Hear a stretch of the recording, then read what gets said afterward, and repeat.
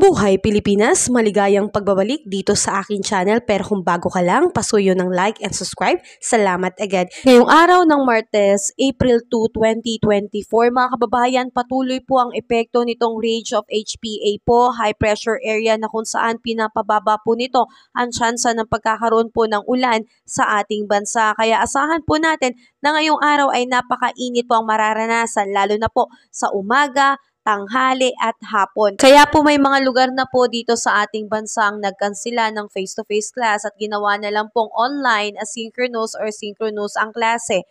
Apektado po dyan ang Iloilo City na ang preschool to senior high school ngayong araw ay wala pong face-to-face class. Samantalang ang EB, Magalona, Negros Occidental, wala rin pong face-to-face class. All levels po ito, public and private school.